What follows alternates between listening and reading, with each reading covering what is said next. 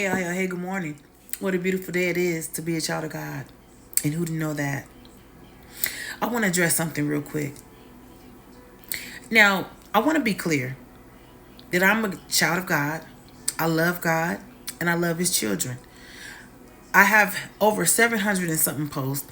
I also teach Bible study. I come in contact with a lot of people every day. My message, my main message, is love and no condemnation. If you go back, you'll be able to see that. But it's going to be times that I'm going to address an issue. I'm going to do it directly, and I'm going to do it using uncompromising language. If I feel that certain practices are contrary to the truth of the gospel, some of these things may come off harsh, some may come off strong, but it's very rare that I will use a stern way of getting my point across. But when I do, then I do.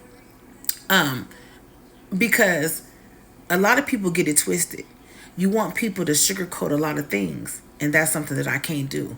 Whether I say it in a loving way or whether I say it in a rebuking or a reproving or a correction of a way. Now, I understand that I'm not for everybody. I understand that I may lose some people. But in my Bible, it tells me that I'm a watchman and some blood will be required on my hand. And it also tells me that our Father is a God of love and a God of wrath. Doesn't mean that He's always loving. Sometimes He has to do things out of anger, but He doesn't want to stay in that place. Read your word. And then if anybody comes to me with a little g, talking about my Father, I ain't trying to hear nothing you have to say anyway. See, it's some scriptures that I can read that'll cut you and your mama, okay? But see, I choose to show the scripture or teach the scripture in a loving way. Some of these things that I say and when I do my videos, they're not loving, but I make it sound good, huh? Because see, the thing about it is a lot of people does not want to be corrected.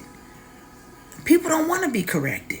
That's why a lot of people in the church and pastors have not corrected people because they're scared they will lose them. I'm not worried about losing a follower. I'm not. And see, the thing about it is, if you read your word, you will see that some of the disciples, or one of the disciples, referred to his components as dogs, evildoers.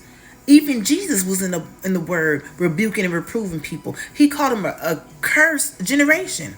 And then he said, you brood of vipers, you hypocrites. Yeah. So it's going to be times that you're not going to agree with a certain message because you have itchy ears. You want to go where somebody agrees with your lifestyle and they're preaching on your lifestyle. See, it's a lot of pastors that preach that being gay is okay, and it's not. See, now that'll cut you. See, because that's your lifestyle, and then that's what the way you want to live. See? And I can tell you lovingly, but it's just like a child that you keep telling, don't touch the stove, don't touch the stove. Sometimes you got to pop them so they'll listen, right? So when people are crawling as children and it's time for them to walk, because the Bible tells us that we start off drinking milk and then we go into eating meat, then guess what? So a parent has to come and push that child along so they can start walking. So you can't stay stagnated. You can't keep saying, God is working on me. You can't keep saying He's not done with me yet. Because then you're willingly in that place when you should be crucified with Jesus. Christ should be your life.